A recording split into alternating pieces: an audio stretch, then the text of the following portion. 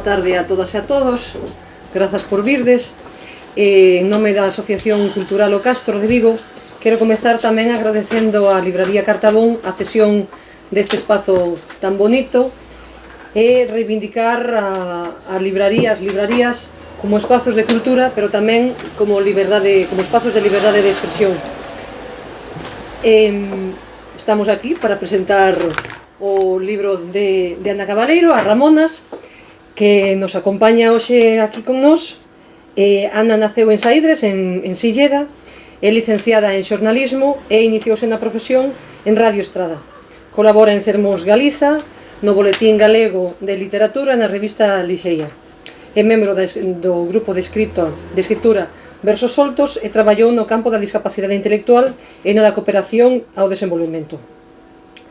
En febreiro de 2017 publicou o seu primeiro libro de relatos, Sapos e Sereas, co que quiso chamar a atención sobre o absurdo dos estereotipos de xénero, a través de relatos postos en feminino e dirixidos a unha hipotética lectora nos que pon en cuestión o modo en que se contou até agora a historia da muller. Isto xa empeza a cambiar agora.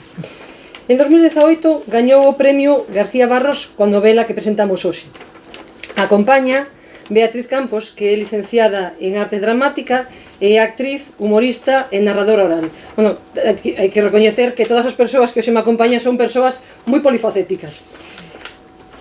Beatriz comezou a súa relación co mundo do teatro, remontase xa á súa infancia, porque é filla dos membros da compañía de teatro Migallas, e cos que segue traballando, cos que segue colaborando eventualmente.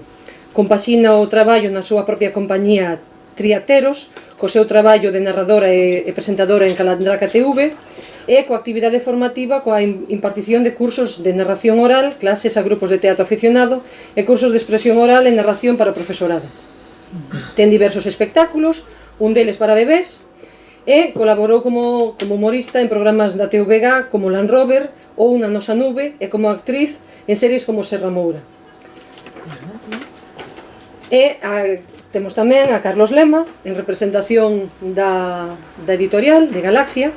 Ele foi director de publicacións en Sotelo Blanco de Edicións entre 1989 e 2001 e dende 2002, como digo, é director de edicións na editorial Galaxia. É membro do Consello de Redacción da revista Grial e coa escritora e profesora Beatriz Fraga creou Euseino Editores e forma parte como fundador e presidente do padroado da Fundación Euseino.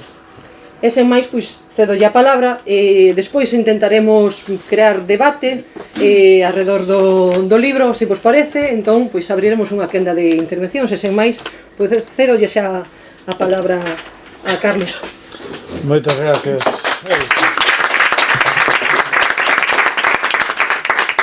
Moitas grazas, Elsa, grazas a Cartabón e a Asociación Cultural O Castro, que son os que fan hoxe de anfitrións aquí da man de Gonzalo e das súas compañeiras.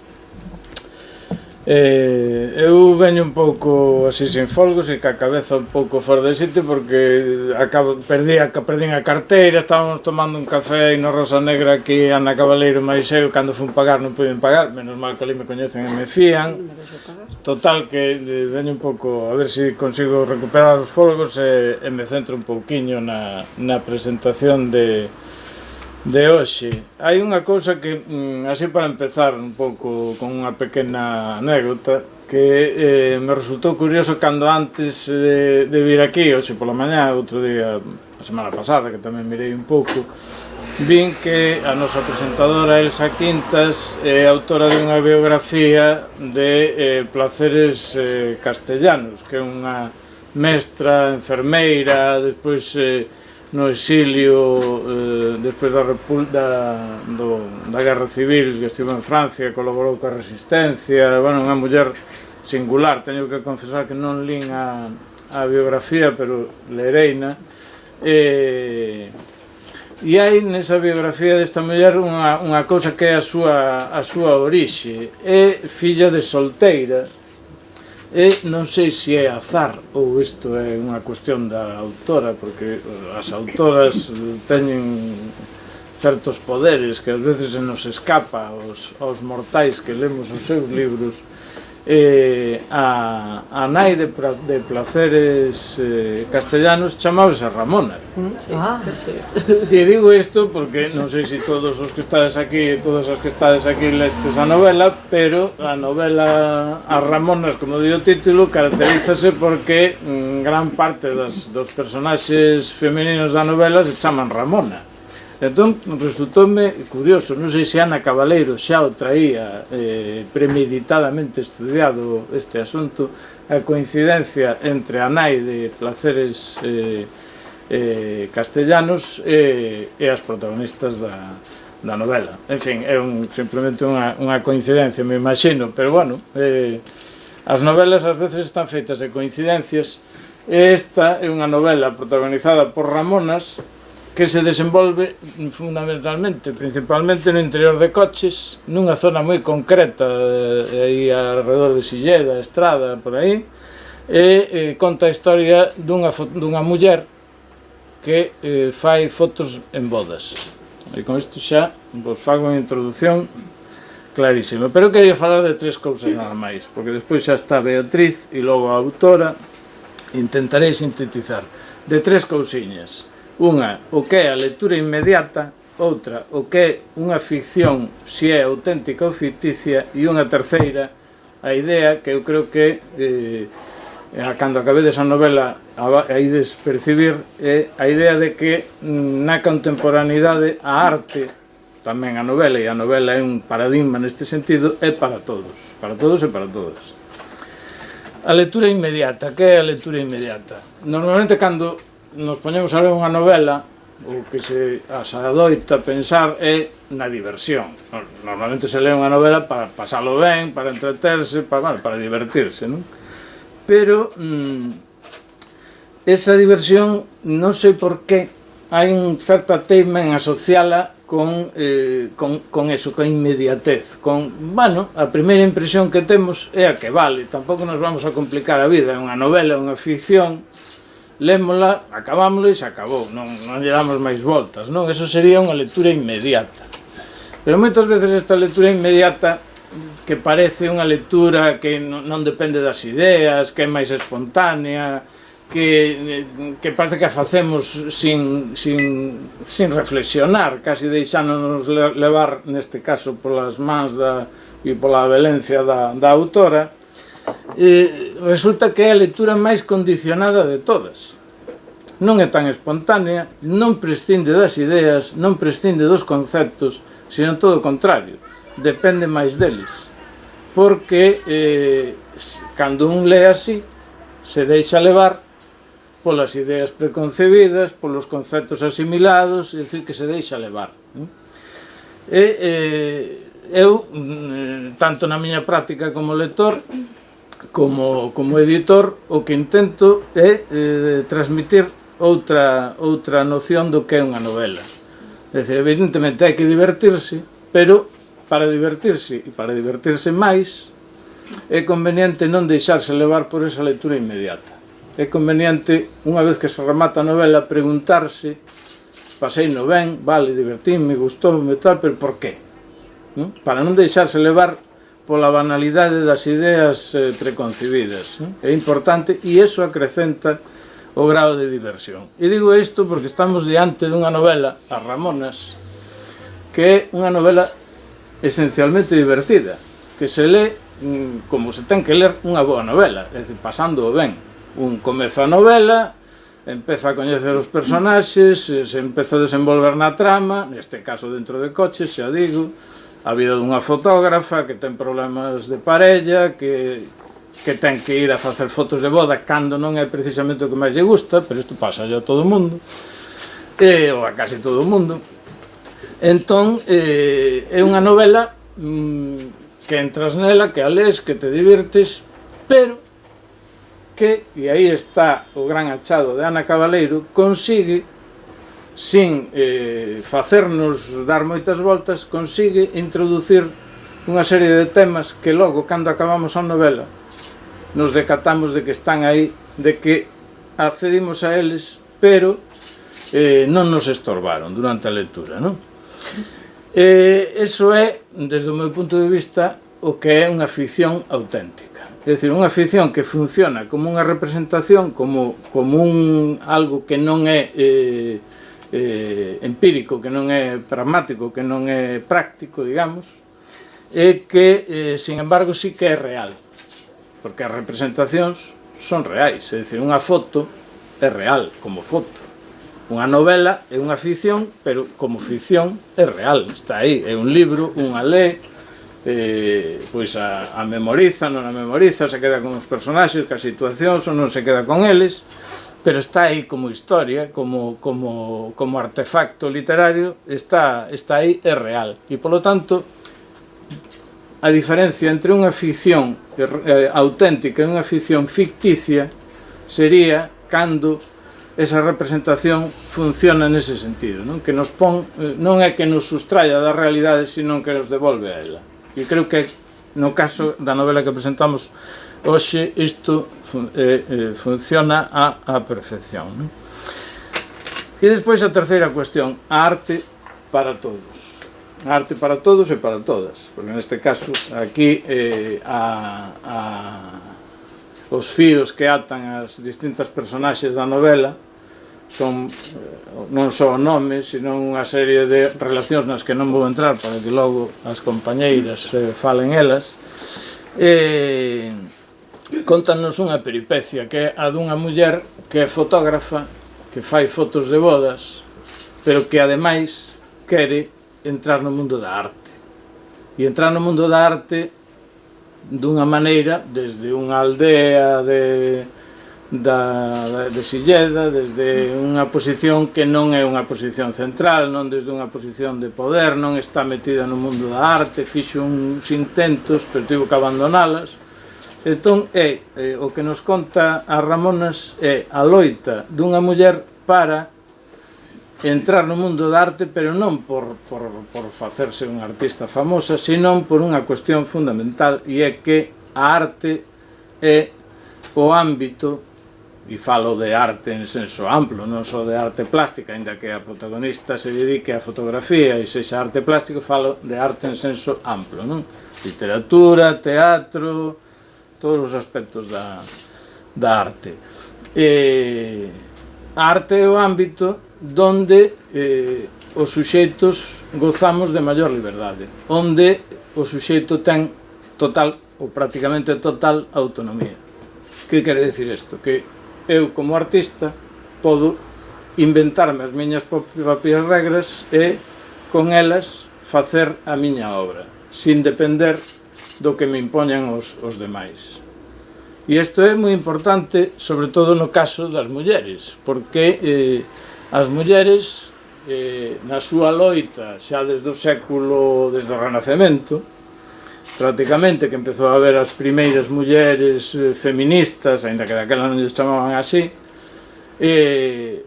a súa loita levarona fundamentalmente a través da cultura. A loita das mulleres durante todos estes séculos, ata a idade contemporánea, fíxose como loita das mulleres, como acceso das mulleres á cultura. Era fundamental que as mulleres accedesen á cultura, que puidesen ler, por exemplo, cousa que se logrou pois no século XVI, despois da Reforma Protestante, porque os protestantes exixían que todos os crentes tiñan que poder ler, e entón as mulleres empezaron a aprender a ler.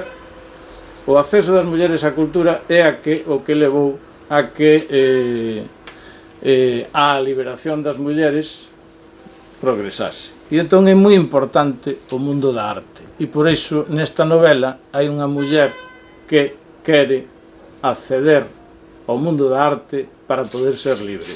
Esa é a historia que nos conta esta novela, e a novela é un xénero que ademais permite moi ben isto, e xa remato, porque é un xénero universal, no sentido non de que se lea en todo o mundo, que tamén, non? A través das traduccións, e non no sentido de que sexa un xénero que prácticamente en todo o mundo existe, non, sino no sentido de que é un tipo de arte ao que accede a generalidade da xente e que se dirixe a todo o mundo.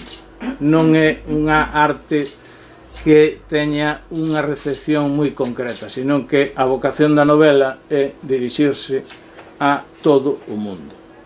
Por iso a novela é unha arte universal, unha arte para todos e para todas. E a novela que presentamos hoxe creo que é un exemplo disto. É un exemplo de como unha muller consigue liberarse a través da arte e como unha escritora consigue amosarnos, sin estas palabras que estou dicindo eu, senón de outra maneira, máis eficaz, máis indirecta, pero máis eficaz, a través dunha representación, a través dunha ficción que é verdadeira, consigue amosarnos como se pode conquistar a liberdade sendo unha muller. E aquí remato logo, se iso podemos falar máis destas cuestións se vos apetece. Moitas gracias.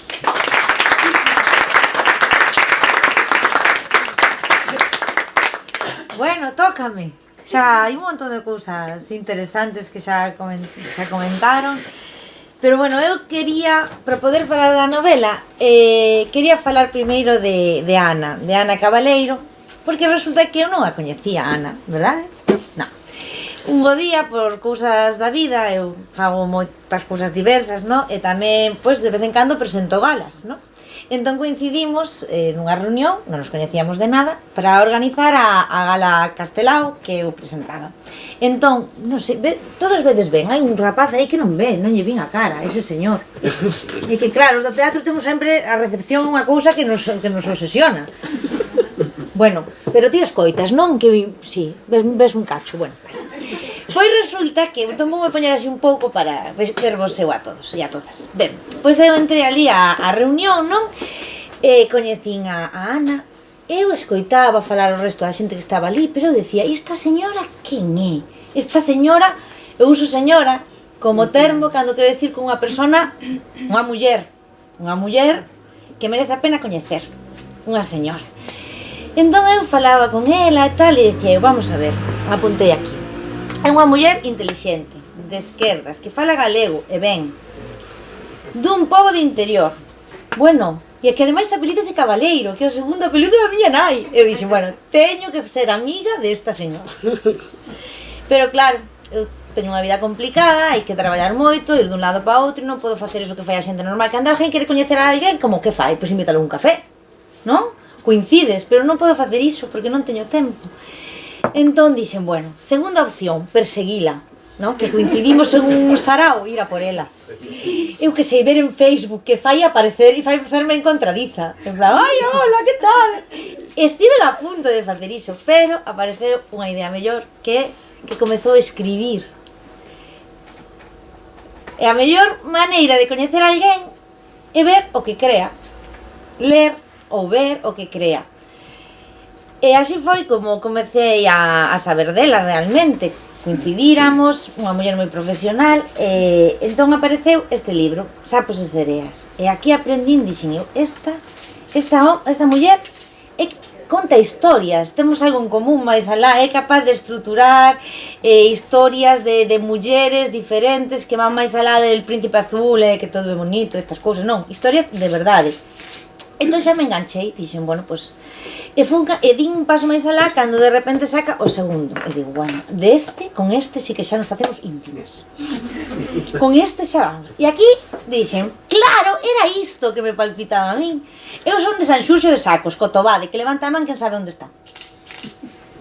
1, 2, 3, 4. Aí está.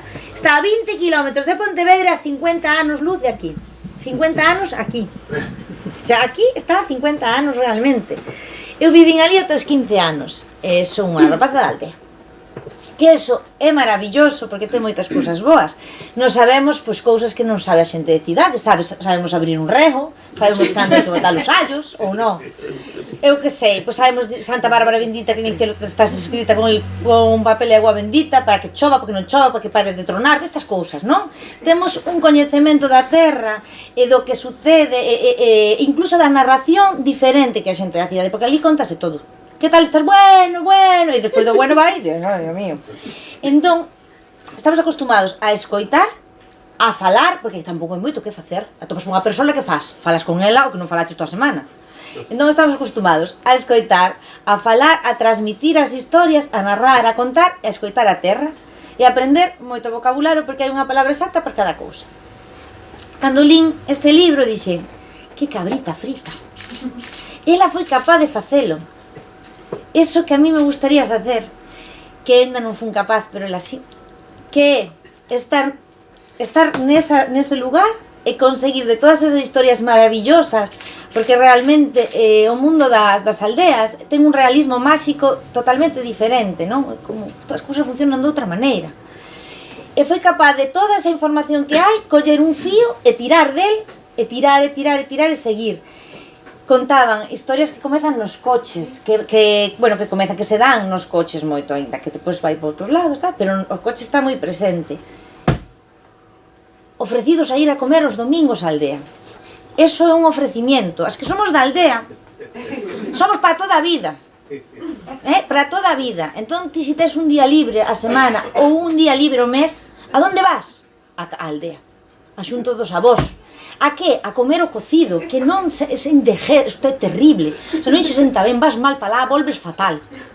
Pero vas a ir, por qué? Porque é imposible que rompas con esa raíz que é moi profunda e que te leva e que te mantén e que fai que ti fagas as cousas dunha maneira ou outra, porque está aí, porque ti eres iso. E ti eres iso. E cando vin dixen eu, claro, é que eso era unha dos aspectos que me chamaba a atención dela e que me chamaban, ela tiña algo que non se copia nin se inventa, que está aí, que ven de raíz e que ademais eu vía reflexada en cousas que me gustaría a min facer que ainda non son capaz de facer, non?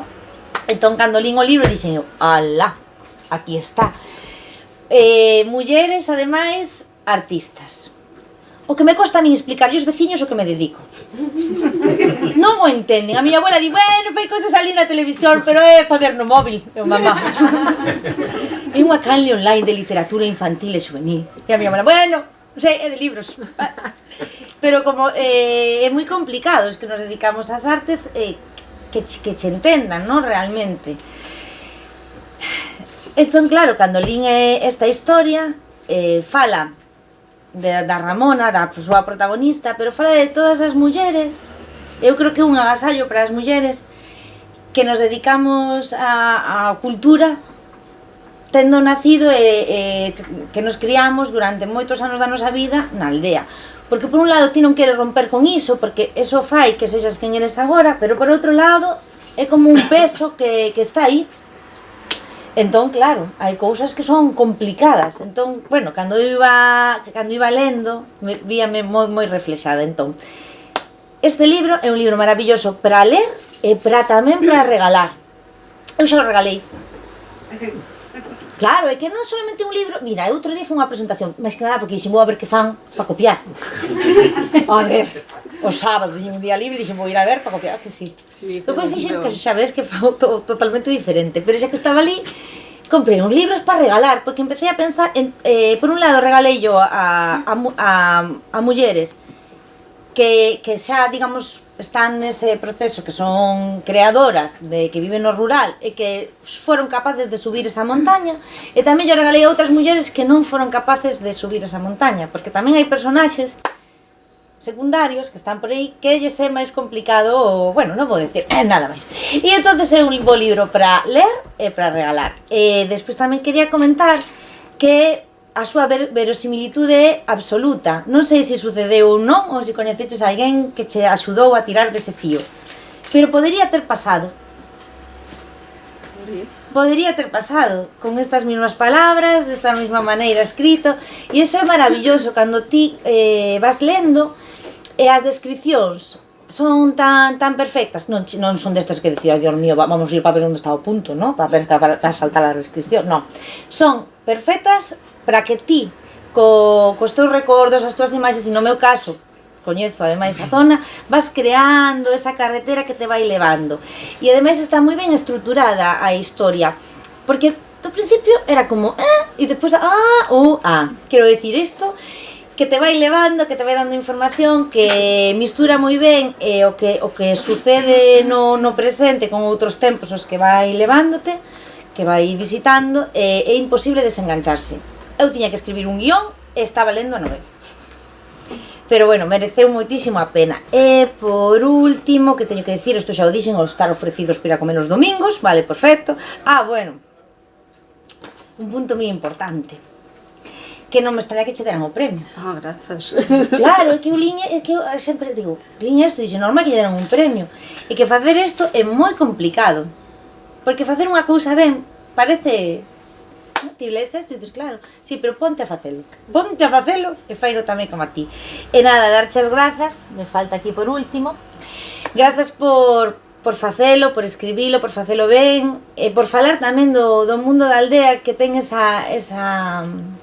sabor agridulce de que sí que ten as súas cousas boas e outras que son máis complicadas de levar, pero que ti fuches capaz de dende ali coller esas raíces e facer unha fermosa árbore. Así que, xa sabedes, para ler e para regalar.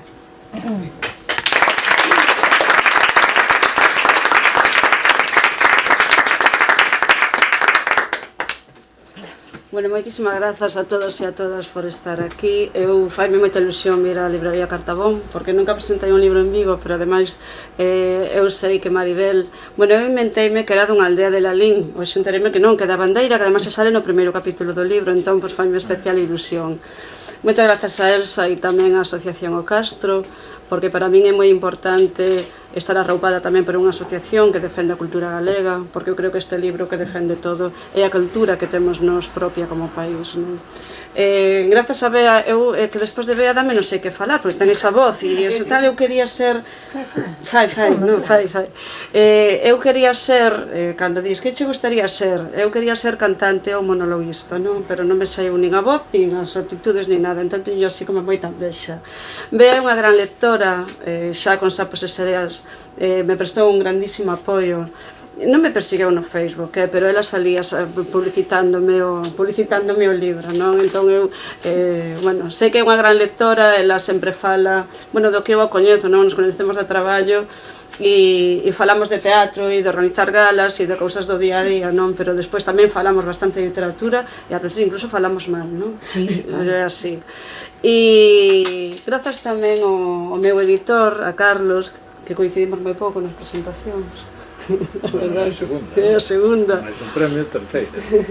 E a mí encántame escoitar como fala el da novela, porque me parece que é unha novela exquisita e maravillosa, que non sei quen a escribiu, non? Pero é genial, non? Entón, estou moi agradecida tamén pola mirada. Eu quería empezar, casi sempre falo do rural e dos coches nas presentacións. Eu realmente, cando pensei esta novela, o que quería falar era de arte. É unha cosa moi curiosa, depois quedou así como máis relegado. A miña idea era facer unha novela nunha muller da aldea que quería perseguir un soño e quería ser, bueno, pues triunfar no mundo internacional da arte, que así a priori parece que é algo que non é o máis doado e que non é o máis común. Hoxe está sendo Arcos, é o segundo día de Arco, a Feira Internacional que hai en Madrid, que tamén ten relación ca novela, pero claro, non vos podo contar nada porque xa ven máis así cara ao final. E entón eu son moi aficionada á arte contemporánea, non entendo nada, pero a mí encanta mirala, e os últimos anos fun a Arco, os 3 ou 4 últimos anos, este é o primeiro que estou así vendo as fotos en internet e estou dicindo, ui, igual debería estar ali outra vez. E son moito de falar cos artistas e coas artistas e intentar saber que lles pasa por dentro para crear esas obras, non? Porque a maioría das obras contemporáneas, se non sabes moito dos procesos, resultan incomprensibles e incluso ás veces pues, se dá unha certa... Bueno, non sei como dicilo, pois con un certo desprecio, pero iso é arte, non? Entón, tes que realmente é un arte moi analítico e onde os procesos tes que seguilos para poder coñecelos.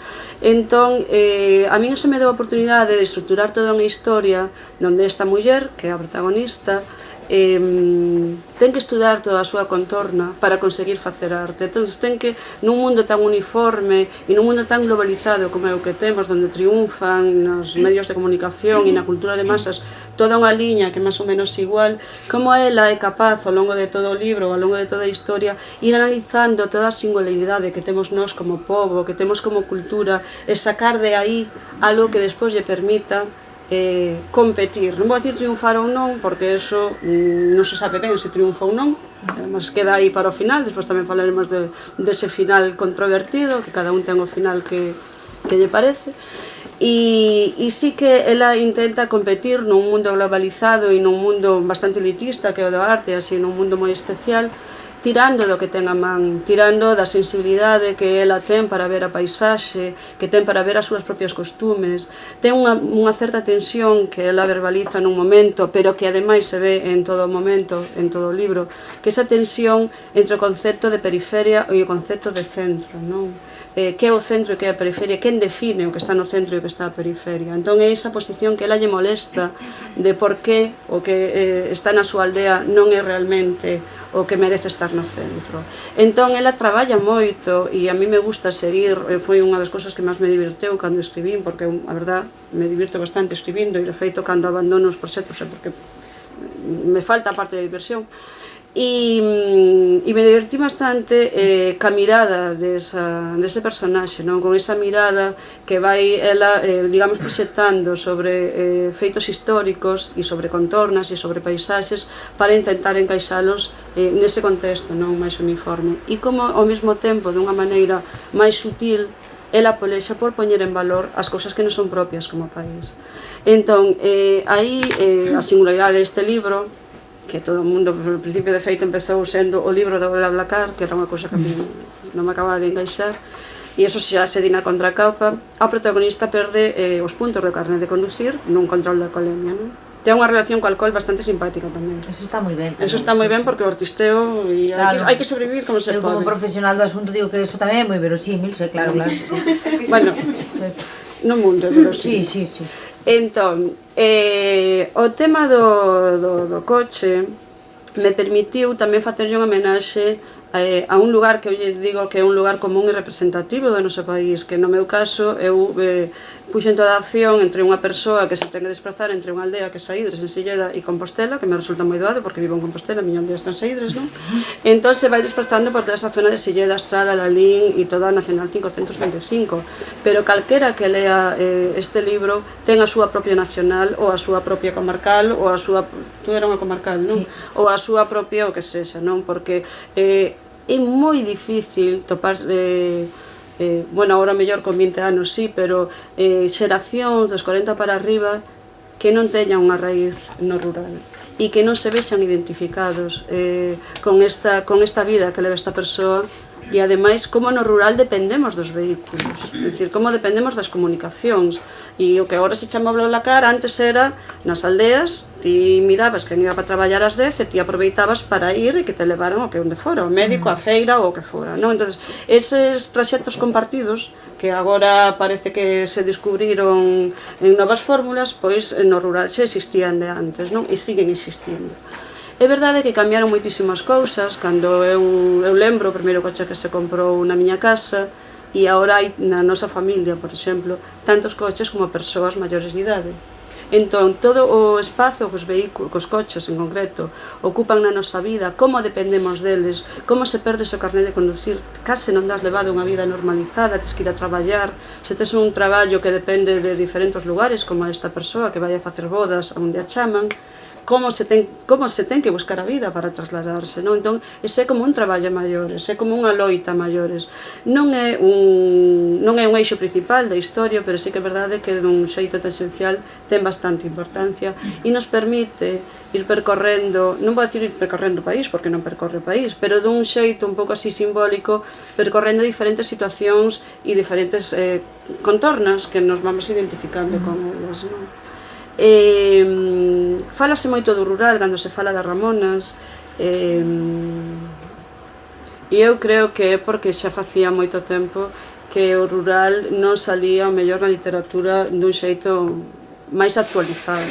Pero o rural na literatura perdera un pouco de vixencia porque era ese rural costumista, ese rural, bueno, non sei como decirlo, pero, bueno, máis ligado ás producións á terra, por exemplo, e un rural que hoxe en día, pois, nos doa ou non nos doa, non existe. Por exemplo, onde eu son, o rural non está abandonado. De feito, hai máis casas habitadas que cando eu era pequena. É dicir, nós éramos 4 irmáns, somos 4 irmáns, e 2 rehabilitaron casas na aldea, aparte da casa familiar, pero sí que é verdade que toda esa produción de ter ganderías e de ter bueno, pois, hortas, eso xa non existe, non? Son persoas que se teñen que gañar a vida noutros centros urbanos, que é así, e desplazarse. Entón eu quería que saliera reflectido ese tipo de rural. Non sae moito, pero sí que é verdade que se dá esa imaxe, pero, claro, a mí sempre se me pregunta por o rural nas Ramonas e é así un pouco máis esencial, non? Sí que é certo que non saen vacas, non saen apeiros de lambranza e non sae esa vida ligada á produción da terra, porque eu penso que bueno, pues, o país vai cambiando, nos guste ou non nos guste, e vai mudando tamén as nosas maneiras de vivir. E despois xa un último punto que teño eu é o tema das mulleres. A Ramonas non se comezou chamando a Ramonas, tiña outro nome. Ás veces o digo e ás veces non. Bueno, despois, xa dos bonos, igual vos lo digo. Tiña outro nome e cando estaba intentando encaixar toda a historia, decidín que quería que quedaran representados os roles comuns que temos as mulleres na sociedade actual, non? E que son mulleres, todas as de novela, mulleres moi loitadoras, con sortes moi diferentes, e que imos collendo todos os roles, desde unha boa, que un pouco a sabiduría e toda esa xeración que vende antes, que sofreu tanto, que ao mesmo tempo loitou moito, pero é conformista, é así unha ensalada un pouco particular, non? A darnos as aboas, non? Depois temos a nai, temos a protagonista, que é unha muller con moita autonomía, moi soñadora, moi loitadora, con moitos defectos e de decisións moi cuestionables ás veces. Temos unha concelleira, que tamén ten un papel importante, e temos a mellor amiga, que neste caso é xornalista, Amparo, que tamén é unha situación moi común, non? Que se ten que reinventar. Entón, digamos que tamén hai moitas, bueno, tamén xorde o tema da precariedade, o tema da provisionalidade que temos nos traballos. Entón, eu penso que a Ramonas reflite un mundo totalmente actual, donde cada un de nós, cada quen de nós, pode meter a súa parte en particular. De feito, cando digo que imos a falar do final, a mí me sorprendeu moito ao principio, cando había, a xente me decía, non, Dios, despois de ler Sapos e Sereas non pensei que a Ramonas iba a ter final feliz. E cando outra persona que che di, é que non lle das posto un final feliz aos libros, filla. Entón, claro, me resulta moi simpático, sempre digo que cando leades me digades, ainda que sexa polas redes sociais, por onde vexades, se ten final feliz ou non ten final feliz, porque vou facendo a miña enquisa particular. A xente vai mo dicindo, vos vou dicindo nas presentacións e a xente me vai contestando. E imos aí empatados, final feliz, final non feliz. Entón, eso me gusta moito, a mí particularmente como escritora, porque tamén como lectora me gusta moito que as historias deixen unha certa marxe para que a persoa que lé se poida facer a súa composición particular, non? Entón me gustou moito que non quedase tan pechada que só te leve por un sitio, non? Non só me refiro só ao final, senón que hai xente que di que a min eso da arte non me interesou nada, a min interesou moito non sei que, non? Entón, cada un pon o acento onde mellor considere, non? Entón, eso é unha cousa que a mí me dá moitas alegrías. Porque aí non falas todos. Pois agora, se vos parece, abrimos unha quenda por se queredes compartir algunha reflexión que sobre o libro. Bueno, é moi importante que non todos ao mesmo tempo, porque están agora todos aí ella falando, no, opinando un pouco. Bueno, para romper o xeo, se non empezo eu. Porque eu sí que o lín, Pero non podes estripar. Non podo facer spoiler, evidentemente. Eu simplemente quería, porque agora prendeuse aquí o piloto, o que falas da situación actual do rural. Eu sempre me reivindico demais aquí neste mesmo espazo, curiosamente, como unha persoa de parroquia, non? Hoxe tomaron unha vantaxe e quedei totalmente desbancada. Parece que vou agora no tren correndo, non? Que eu tamén son do rural. Nada, mal. Xa sabedes que si, que me coñece xa sabe que, bueno, que ademais son daqui dunha parroquia, daqui do lado, do Valmiñor, en fin. Ben, eu, ao fío do que dis agora da situación do rural, do que é un rural que nada ten que ver co dos anos 60, nin dos 70, nin dos anos 80, que foi o rural que despois eu vivín. Chamoume moita atención o comentario, a sorpresa que lle suscita vou falar dunha personaxe e despois, pois, cada un saberá. Antón Piñeiro percorre varios kilómetros e di, e non hai vacas. Claro. É unha sensación que teño eu cando percorremos o país de cabo a rabo e chegamos ao mellor pois a Terra Chá e sorprende unha paisaxe agraria e por fin aparecen vacas. Digo por fin porque éramos o país das 1001 vacas, non? Dun millón de vacas e de repente, pois o mellor reduciuse ás case 1000 vacas. Bueno, vou evitar falar así de que me sai aí a hidra que levo dentro cando se fala dese tema da gandería. Eu son filla de gandeira, o sea, miña nai era na miña parroquia ademais era moi curioso porque todas as titulares de explotación eran as mulleres, os homens traballaban todos na construcción ou tiñan un taller ou algo así similar e as mulleres asumían. De feito, cando eu era moi pequena, as mulleres fixeron unha especie de grupo e foron todas a sacar o carné do tractor. Primeiro o tractor, despois de conducir todas xuntas. E a sacaron todas, despois moitas non conduciron, non? Pero, entón, miña nai manexaba un tractor, bueno, xa, pues, nos, cando eres pequeno, con 12 anos, conduces o tractor en llano.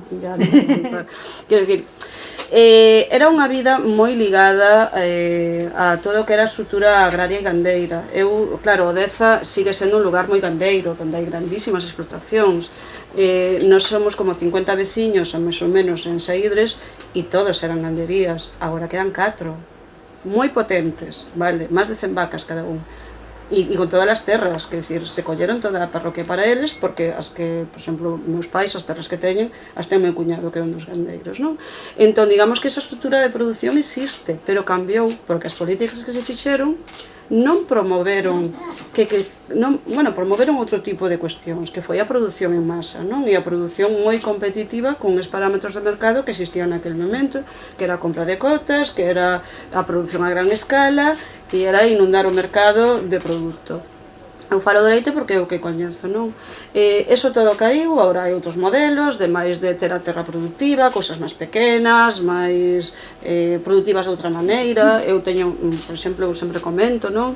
Que nunha parroquia do lado teño un amigo que é enxeñeiro agrónomo, que viveu aquí toda a vida, desde que traballando en consultoría aquí, en Vigo.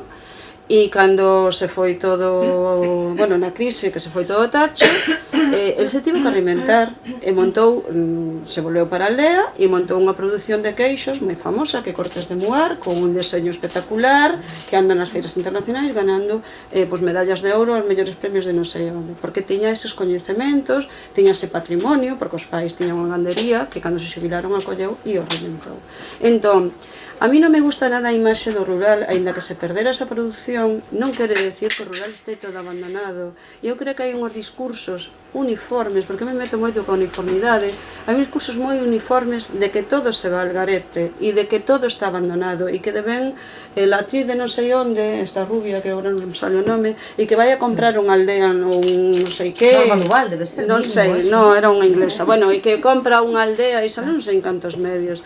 Entón, a mí non me gusta esa estética do abandono que se vende moitas veces públicamente. Eu xogo con a estética do abandono, que a verdade que é a das vías do tren, porque eu incido moito nas comunicacións, porque ademais me parece unha estética fermosa. As vías do tren abandonados é unha estética de cadencia, pero é fermosa, non?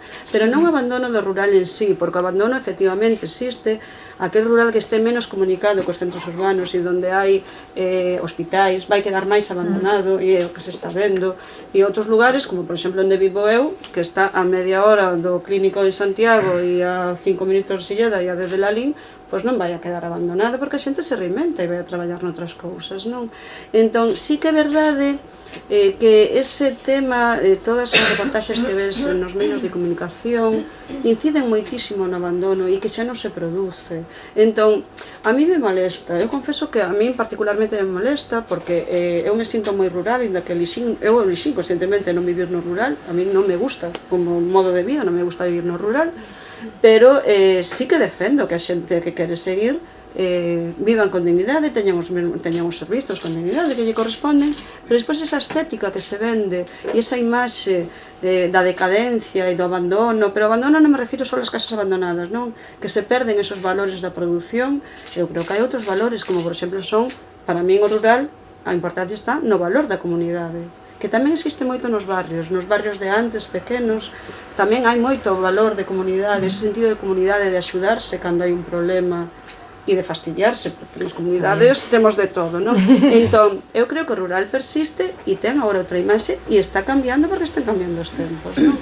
Entón, non está moi desenvolvido a novela porque é unha novela, non é un ensaio, non? Entón, non, pero sí que está un pouquiño metido, quer dizer, un rural actualizado, que ten redes sociais, que ten conexións, que ten comunicacións boas, salvando o tema do tren, que é moi simpático, non? Porque eu pertenzo a unha aldea onde pasa o tren vello, que xa non leva pasaxeiros, e por outro lado pasa, por un lado está da aldea, e por outro lado pasa o AVE, que está pouco para.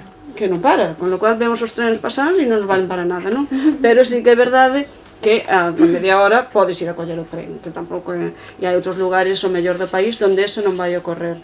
Pero non me gusta uniformizar as visións, non? Entón hai lugares rurais con moita produción, pasa que ese tipo de produción cambiou. Onde están as vacas de meu cuñado? Todas están... Non, claro, pechas, non as vas a ver. Entón esa idea de la gente que va al campo a ver vacas, claro, a mí me encaixou moi ben aí nese señor, Sí, me encaixou moi ben. Esa idea de os que xa temos unha edade, e xa mismamente, xa pasan varios novios pola vida de unha persona. E entonces, cando vas a levar o novio que toca en esa época, o amigo, que non dices ainda que é o teu novio, porque non o tienes tú ni claro, ¿no? E el tampouco, ainda non falaste. Entonces vas con el amigo de turno. Claro, o domingo te tens que ir á aldea, é algo como, non sales así, entonces tens que ir porque, claro, estás con outro que estivechos o sábado. Entonces tens que leválo amigo á aldea, entonces empieza el... que como se o levaras a unha visita en plan, non sei, Tucán Expresa, es en plan exótico, non? Eu só non me lío con homes da aldea, a mí eso non me pasa. Só te lías con homes da aldea? A mí eso nunca me pasou. Eu casi tuve que inventar un pouco, eu non coñezo... Deixaba che o adjunto pasado, muller. Bueno, pues ahora dito esto, pues nada, alguna... E te sorprenden esas Sí, visións. claro, cando levas os mozos e tal. O meu mozo actual, esperemos que por moito tempo, é de Vigo. Entón, cada vez que vai a San Xurxo, a miña aldea é moi gracioso, porque parece que está no Museo do Pobo Galego. Empeza a dicir, non son esas... Aquí se soy eu, eso é o Folpa, o Lume. Pero aquí eu, non, poñémolo fora. Ah, si, non, é mentira, é aquí. É así. Sí, é curioso. As filloas de sangue e de repente como... parece que vai a desmayarse. E cando dime, eu iba tamén á aldea, Pontareas. Eso non é unha aldea. Pontareas non é unha aldea. Abel Caballero, non, sinto, a Pontareas non é unha aldea, non. O sea, unha aldea é unha aldea pequena, Pontareas é grande. E que Abel Caballero dali, bueno, outro tema. E nada, que claro, que vas con alguén que non é da aldea e é como que van ali. Foi moi gracioso porque lle digo ao meu mozo, mira, saúda as veciñas, e me dice, que veciñas? Eu, as veciñas. E el mismo conta, e vexo unhas escobas marréndose, porque elas iban mimetizadas, claro, porque non van. Elas iban de señor, o sea, non é que foran, é que son señoras de color pedra. Entonces él miraba para ali e non vía, señas vi unhas escobas, e dicía, pero se parecen as brujas de Macbeth. O sea, son ardocrejo. Nunca tengo os pés así, me dice, pero non saben, eu, son os pés da señora, o sea, de toda a vida, pero que todo lle parece así como moi exótico e tal.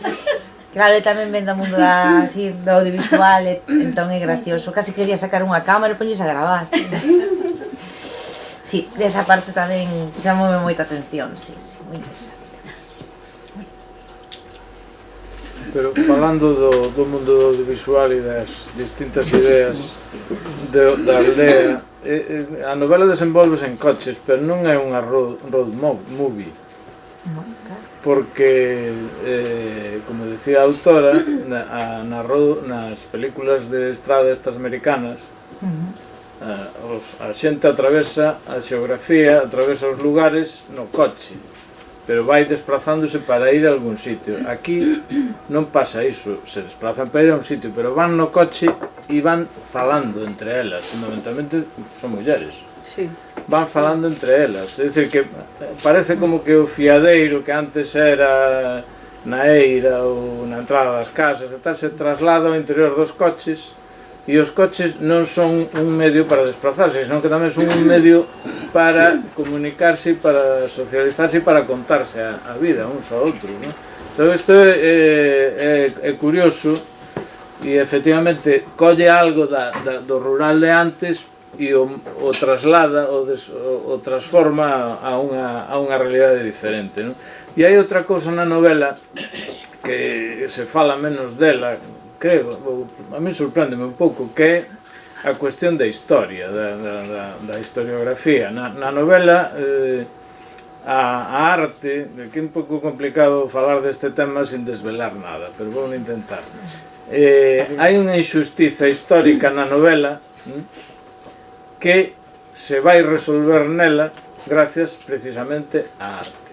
E todo isto creo que é moi importante, polo que decía antes da liberdade, non? Como a través dunha representación artística o que non se consegue por outros medios, nin pola política, nin pola acción reivindicativa, nin nada, a través da arte se consegue facer xustiza coas injustizas do pasado.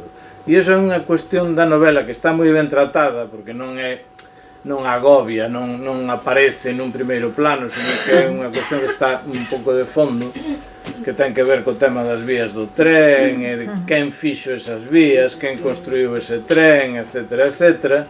Entón, aí hai unha xustiza poética, no sentido positivo da palabra, que é conseguir, a través da literatura, facer xustiza coa historia. E iso é, sin entrar en máis detalles, porque se non liches esa novela vos revelaría cuestións importantes, creo que é unha cuestión importante para salientar. Poderíamos falar de Ramonas como unha novela comprometida ou é un tipo de compromiso diferente? Non é a novela política de antes, senón que é outro tipo de novela.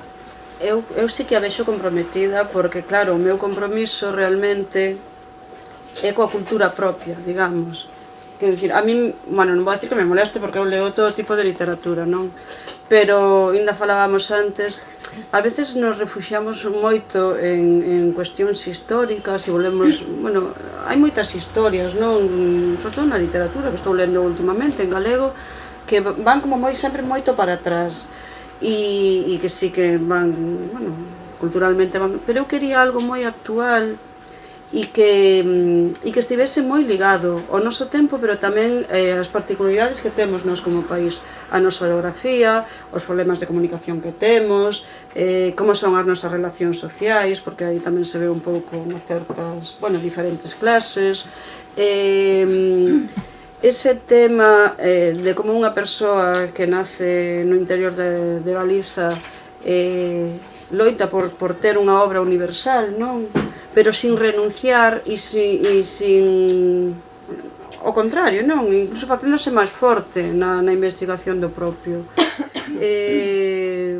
Despois tamén, bueno, creo que iso se pode contar, a obra ca que traballa a protagonista derívase das vías do tren e das estacións do tren, por iso falaba desa estética tamén do abandono. E traballando esa parte, que foi unha parte de documentación importante que tiven que coller, eu topei moita fonte oral. Quer dizer, meu pai traballou nesa vía, por exemplo, non? E toda esa xeración tiñan recordos. A parte de que, bueno, hai máis recollas en libros de institucións dali da zona, ou a Casa do Patrón de Lalín tamén editou un libro sobre os traballos na vía do tren. E entón, claro, iso me permitiu refletilo nun libro con certo... É verdade que se tiña unha fonte oral e unha escrita, eu sempre escollía a oral, porque me parecía que era unha maneira de facelo pervivir. Entón, sí que hai un certo compromiso, ou polo menos eu intentei que se reflectira con esa historia que vai a pasar, con esa fonte histórica, ou digamos, con esa parte histórica das vías do tren que vai a quedar esmorecida, no? O sea, que ninguén o vai a recuperar, pero que como se fixe unha vía do tren e os padecementos ou as ilusións que había naquele momento, eso esmorecese, ninguén se vai ocupar diso, non? Entón era un pouco tamén que quedase fixado. E despois tamén un certo compromiso con todo o que sexa a cultura propia. E a min propia é que sempre está o mesmo. O rural e o momento actual e como vivimos, non? Con toda esa precariedade, sobre todo a xente que se dedica á arte. que parece que te podes dedicar ao teatro ou á literatura ou á música, pero tes outro traballo para vivir. Sí. Entonces, entonces ao final, en vez de ser en vez de crear, parece que tes un hobby aparte de, non, igual que a xente de por vai xogar ao tenis, pois nós escribimos, ou faço un guión, ou fago tal. Entonces, claro, tamén quería que eso quedase refletido. Entonces, non é que haxa, non vou a decir, reivindicacións explícitas en as Ramonas, pero eu creo que sí que dá pé a certas reflexións que sí que teñen algo que ver con unha ideoloxía comprometida, non? Bueno, pois, eu, por facer unha pregunta, tamén din a novela, non? E hai un aspecto, que non sei, bueno, xa as cuestións que tiña a cabeza xa tradaches aquí, xa as comentaches, pero eu non sei se en concreto a personaxe protagonista, non? Se aí está refletido un pouco tamén, por non se me dá a sensación, non? A sensación aí estou errado, de acumulación de frustracións tamén, claro, de frustración aí na personaxe, non? De querer e verse eivada de non poder, non? E que esa frustración, pois, bueno, condiciona moito na súa actitude e na súa forma de comprender mesmo o medio no que vive, non? Entón, eu non sei se ao final queres trasladar coa personaxe principal un pouco, vai tamén un pouco de denuncia, non, do papel da muller neste novo rural, ou do papel dunha muller que tamén pretende emanciparse, non, de determinadas ataduras que pode haber ligadas ben ás súas relacións afectivas, ben á súa familia, ben ás súas orixes, ou ben á tradición tamén, non? Se algo deso hai. Bueno, hai moito. Aí hai dúas cuestións que introduciches aí. Xa me pasou en Sapos e Sereas. Eu teño unha cruzada persoal contra a cuestión esta do que, bueno, non sei, ese buenismo que hai no mundo, non, de que nos corresponde, porque sí, unha porción de felicidade, unha porción de buenos sentimientos, que seres bo e boa, pois as cousas boas da vida volven, ti, así por arte de maxia, non? Entón, esa tontería, porque para min é tontería, así, non sei, eses lemas que hai agora nas tazas, eu estou alucinada, eu veño dunha vida, e eu creo que a maioría tamén, o sea, que tes que loitar un montón, e tes que estudar un montón, e tes que currar un montón, e non se ganan premios, es que me vino a inspiración, é dicir, esas cousas que parece que non costan, as cousas que non costa facela, me molesta moito, non? Entón somos unha sociedade moi frustrada, porque sobre todo, todo o que é a cultura de masas que nos rodea, que por moito que queramos escapar temola aí, toda a publicidade vende felicidade porque sí, non? Todo ese, bueno, sobre todo falo de cine, non? Todo ese cinema comercial vende esa cuestión da felicidade, final feliz, e parece que se sufre, pero se sufre porque vas a ter unha conversación. Bueno, claro, entonces, claro, realmente despois está estudado, temos un nivel de frustración altísimo e non o sabemos afrontar, pero é porque as expectativas son absurdas moitas veces, non? Entón, eso por un lado, e por outro lado está a cuestión do empoderamento da muller. Eu que sempre defendín que a muller ten que ser empoderada e estar empoderada e loitar polo empoderamento, cheguei á conclusión de que nos metemos nunha roda absurda, porque non te vas a empoderar como muller na vida, porque a sociedade, que somos todos mulleres e homes, non o permite, e non hai maneira de empoderarse. Entón, nas Ramonas, tanto nesta protagonista como as demais mulleres, están, bueno, sobre todo a protagonista, moi empoderada nunhas cuestións e nada empoderada noutras. É máis, é moi dependente noutras cuestións, non ten nada de autonomía. Entón, eu quería refletir, e aí sí que foi moi consciente, a toda esa contradición que temos como persoas, pero, bueno, no noso caso como mulleres, de que estamos nun momento que loitamos moito por a igualdade da muller, porque creo que o temos que facer, e que estamos en boca, e a igualdade e o feminismo o sea, o temos continuamente na boca, pero despois, a hora de verdade, é o que é. Cobramos menos polo mesmo traballo, se hai unha nere as mulleres caminantes, bueno, este tipo de cousas, non? Entón, e despois, os traballos que temos na casa, que non son compartidos, o cuidado dos maiores non son compartidos, este tipo de cousas, non? Entón, ese empoderamento é ficticio, e parece que hai como unha obriga moral, se queres ser unha muller ben, de empoderarte, pero o empoderamento é imposible. porque podes conseguir ao mellor unha parte no teu sector profesional, pero no mellor no persoal non eres capaz. Entón, esa loita ou ese ocultar, son moi empoderada nesto e lo outro me lo voy a callar porque non se note, decir, está moito hoxe a orde do día e parte que tamén que nos avergoñamos, non? Entón, esa frustración, ese nivel de frustración que teñen todos os personaxes, prácticamente, menos a boa, pobre, que a boa xa está de volta. Efectivamente, todas ese, pero homes e mulleres, quero dicir, das Ramonas, ese nivel de frustración non podía ser de outra maneira. Eu creo que sería capaz de facer, non serías capaz de escribir as Ramonas se ese nivel de frustración non o tivesen todos os personaxes, todos e todas.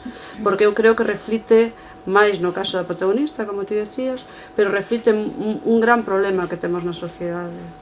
E un... bueno, sí, drástico. E para os que non leron o libro, podes preguntar algo ao show? Claro. Que hora é? Todos estamos aquí. Aquí din as 9:15. Agradece. E que aí hai unha cousa importante que non tratamos, que é a cuestión o tema do amor na novela, que é moi importante. É outra paranoia que teño, claro. Porque a protagonista pois ten problemas ca súa parella, e resulta que ademais dedícase a sacar fotos en bodas. Iso non é casual, é dicir, por que non é casual? Porque a sociedade moderna distínguese das anteriores en que o compromiso, o pacto social, a base do pacto social, que é o matrimonio, faise de maneira libre, non? Entón, ao ser unha novela no que as mulleres teñen un papel fundamental, é lóxico que as relacións de parella e as relacións matrimoniais se poñan bastante en cuestión, ou moi en cuestión, e o tema das bodas, aínda que está aí como profesión, incluso non lle podes dar importancia, ten unha importancia considerable, creo eu. É unha importancia considerable porque hai un intento de, incluso, unha certa formulación do que hoxe en día, aínda que non me gusta a mí moito a palabra, as feministas chaman sororidade, non? Porque hai eses fíos dos que falaba eu antes que se establecen entre as distintas mulleres das distintas xeracións.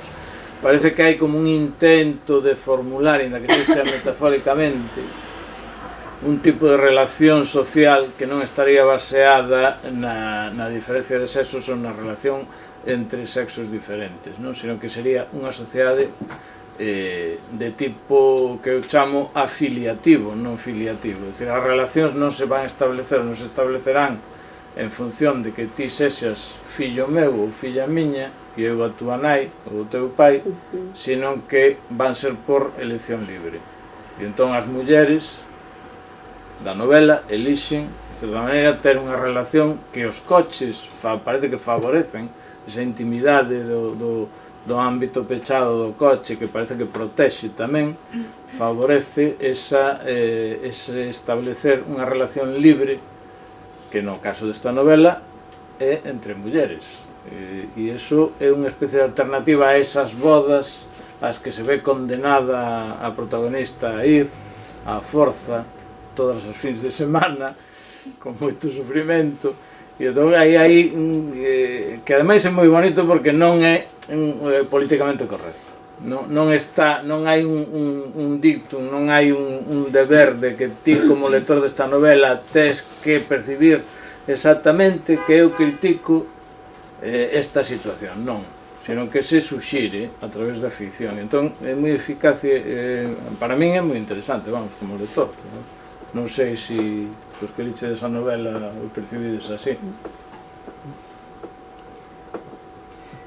Eu non li a novela, entón non podo falar de ela. Non podo falar de ela.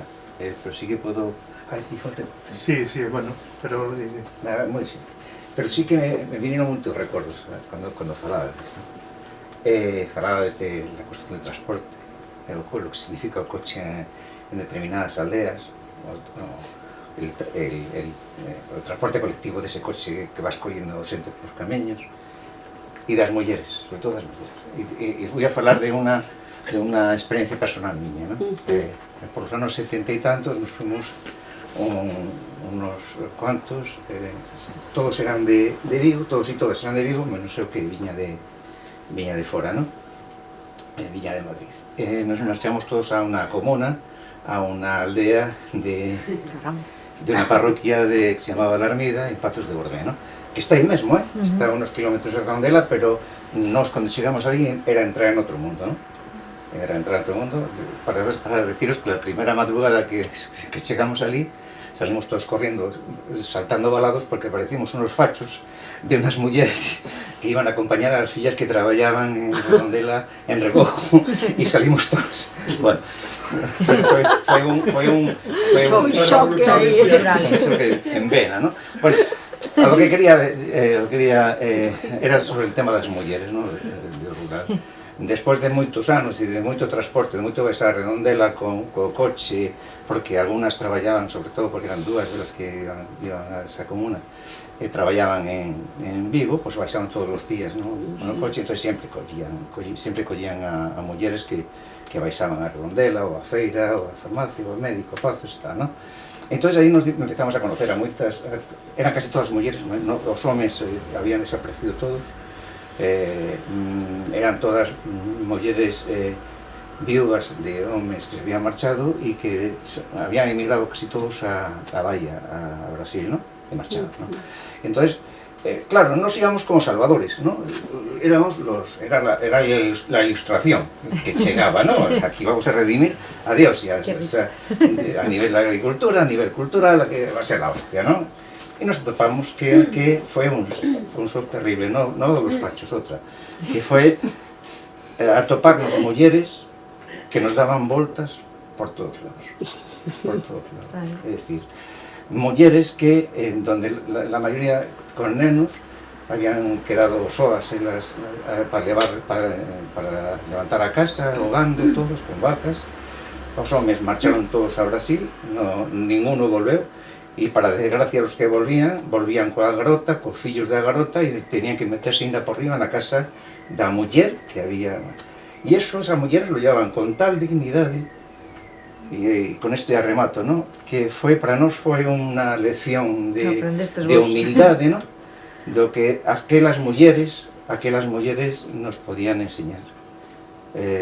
Unha anécdota, cuando unha das rapazas queda embarazada e ten unha nena, ¿no? Ali nace, quis tener un parto ali, non fuimos en ninguna parte, por ali pasou todo o mundo, ¿no? Pasou toda a parroquia entera, ¿no? Entonces todas iban con súas sayas, e debaixo das sayas llevaban unha botella de Sansón e unha caixa de cuétara, de galletas surtidas, que nos deu para medio año de unha fame que tiñamos, ¿no? Terrible. Bueno, pues pasaron todas, pero eso fue al medio año de estar allí, y la cobertura que nos dieron todas, porque los que vivíamos allí no estábamos casados, estábamos todos arrebatados, ¿no? Y era una comuna. Y entonces la lección que nos dieron todas ellas fue, quedó grabado a fuego en el cerebro de todos y cada uno. Esa comuna ya no existe, ¿no? Pero fue majestuoso la lección que nos dio aquellas mulleres de dignidade, de lo que habían pasado na súa historia, porque cada unha te contaba, pero contaba cosas de caray, ¿no? Pero todo ello con unha dignidade y cómo mantiñan aquella aldea viva, ¿no? Igual no tiene nada que ver con un libro, ¿no? Pero sí cuando te falabas de los coches y de llevar al centro, me viu toda esa historia. Pois o que leas o libro xa verás se che volven máis recordos ou non. A idea é que sí, pero xa se verá. ¿Cuántos anos na comuna? Fue en el 70 y tantos y estuvimos allí hasta o 90. Sí, eu no entera. Eu personalmente teño unha perspectiva diferente, porque eu son de barrio. Entón, explicar o que significa ser de barrio a unha persoa rural ás veces é complicado. Ah, vale. No, es de Teis. O meu é un barrio. República Independente. O meu veciño do cuarto cada día baixa a darlle comer as pitas que ten no campo. Entón, hai É que ese é outro mundo. situacións Sí, sí. hai O mundo situacións- dos barrios tamén é un mundo de comunidade moi forte, claro, que Sí, hai sí. situacións que son moi parecidas e situacións Sí. que son diferentes, lógicamente, non? Eu percibín que a importancia do coche é a mesma que no barrio, quitando a hora onde tes bus. Claro, Que iba a non decir, pero hai bus urbano, que claro. non Vitraza. sempre tes bus, é dicir, os domingos non hai buses. Ah, vale, Ou claro. hai un pola mañá e outra a última hora. Non? É dicir, é un espazo, unha zona de transición onde se dan dinámicas semellantes ou parecidas. Sentime profundamente identificado co libro, no que significa todo o que ten que ver coa loita diaria, o sair adiante. Non? Iso creo que é común e é universal. Era o que dicía Carlos ao principio de toda unha novela para todos, todas. Pois, nese caso a min pois, sí que me identifico con iso, non? Porque é unha realidade que está aí e nun barrio tamén é moi importante, non? Ter o chollo nos barrios nos día ou polo día hai moi poucos homes ou había moi poucos homes porque estaban traballando no meu caso no naval ou na construcción, entón eran zonas moi parcialmente feminizados porque tamén a maior parte das mulleres traballaban fora e a crianza era común como nas aldeas. Entón, niso hai bastantes semellanzas. Eu, claro, saio daqui, pois a verdade é que con varias ideas que puiden coller e con ganas de volver a ler a novela. Ai, que bonito. Creo que o que unha autora pode querer escritar. Pois a verdade é que sí. Creo que paga a pena lela dúas veces. Como as boas películas. Pois se me contará se ten final feliz ou non. Ten un final como o da vida mesma. Moi ben, perfecto. Vamos a dar un aplauso.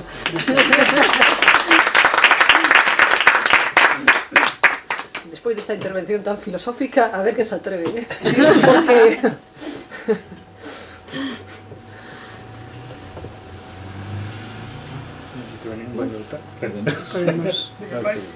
Podemos rematados, esperemos. Pois damos entón por rematada a presentación. Moitas grazas por virdes. Reiteramos tamén o agradecemento á autora e ás persoas que acompañan a E editorial. animamos a todo o mundo a comprar o libro Evidentemente. para regalar. Moitas grazas.